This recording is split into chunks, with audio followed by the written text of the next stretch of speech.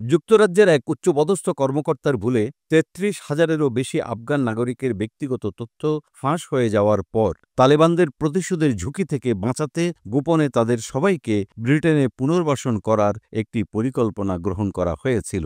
British আদালতের নথিপত্রে এমন তথ্য প্রকাশ পেয়েছে।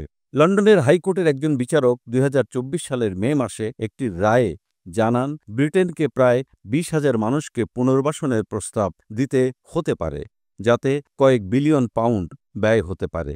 এই রায়টি মঙ্গলবার জনসমক্ষে প্রকাশ করা হয়। বর্তমান প্রতিরক্ষা মন্ত্রী জন হেলি পার্লামেন্টে জানান, আফগান রেসপন্স রুট নামে পরিচিত এই কর্মসূচির আওতায় এখন পর্যন্ত প্রায় ৪,৫০০ ক্ষতিগ্রস্ত ব্যক্তি ব্রিটেনে আনা হয়েছে অথবা যাত্রাপথে রয়েছেন, যাতে ব্যয় হবে প্রায় ৪০০ মিলিয়ন পাউন্ড। এই তথ্য ফাঁসের শিকার ব্যক্তিদের পক্ষ থেকে সরকারের বিরুদ্ধে মামলা দায়ের করা হয়েছে। মঙ্গলবার প্রকাশিত প্রতিরক্ষা মন্ত্রণালয় কমিশনকৃত পর্যালোচনার সারাংশে জানানো হয়, ২০২৪ সালের মে মাস পর্যন্ত এই তথ্য ফাঁসের কারণে ক্ষতিগ্রস্ত ১৬,০০০-এরও বেশি ব্যক্তিকে যুক্তরাজ্যে পুনর্বাসন করা হয়েছে। এই ফাঁস হওয়া তথ্যে এমন সব আফগান নাগরিকের নাম অন্তর্ভুক্ত ছিল যারা ব্রিটিশ বাহিনীকে আফগানিস্তানে সহায়তা করেছিলেন। ২০২১ সালে বিশৃঙ্খল পরিস্থিতিতে আফগানিস্তান থেকে নেটো বাহিনী সেনা প্রত্যাহার করে নেয়ার সময় তাদের অনেকেই ঝুঁকির মধ্যে পড়েন। ২০২২ সালের শুরুতে অনিচ্ছাকৃতভাবে ফাঁস হওয়া তথ্যকে জনসমক্ষে প্রকাশ করা থেকে বিরত থাকতে ২০২৩ সালে এই বিষয়ে একটি আইনি আদেশ জারি করা হয়েছিল। প্রতিরক্ষা মন্ত্রণালয় আদালতে যুক্তি দেখিয়েছিলেন যে এই তথ্য প্রকাশিত হলে তালেবানের হাতে ওই ব্যক্তিরা বিচার বহির্ভূত হত্যাকাণ্ড বা গুরুতর সহিংসতার শিকার হতে পারেন। তবে তথ্যের একাংশ ২০২৩ সালের অগাস্টে ফেসবুকে প্রকাশ পায়।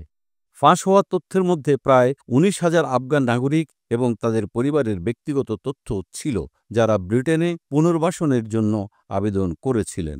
এই ঘটনার পর সাবেক কনজারভেটিভ সরকার আদালতের মাধ্যমে ইনজাংশন আদায় করে, কিন্তু ২০২৫ সালের জুলাইয়ে নির্বাচিত কেয়ার স্টারমারের নেতৃত্বাধীন মধ্য বামপন্থী সরকার একটি পূর্ণাঙ্গ পর্যালোচনা করে, যেখানে ইনজাংশন, ডেটা লিক এবং পুনর্বাসন কর্মসূচির কার্যকারিতা বিশ্লেষণ করা হয়। পর্যালোচনার ফলাফলে বলা হয়, আফগানিস্তান এখনও বিপজ্জনক হলেও তালেবানের পক্ষ থেকে পরিকল্পিতভাবে প্রতিশোধ অভিযান চালানোর নির্ভরযোগ্য প্রমাণ পাওয়া যায়নি।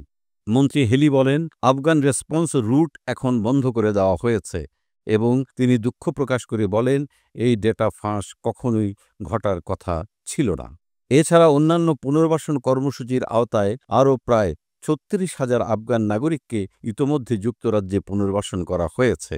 উল্লেখ্য, ২০০১ সালের ১১ই সেপ্টেম্বর যুক্তরাষ্ট্রে সন্ত্রাসী হামলার পর যুক্তরাষ্ট্রের নেতৃত্বাধীন তথাকথিত সন্ত্রাসবিরোধী যুদ্ধ এর অংশ হিসেবে ব্রিটিশ বাহিনী আফগানিস্তানে মোতায়েন করা হয়েছিল। এক পর্যায়ে ব্রিটেন সেখানে প্রায় ১০,০০০ সৈন্য মোতায়েন করেছিল।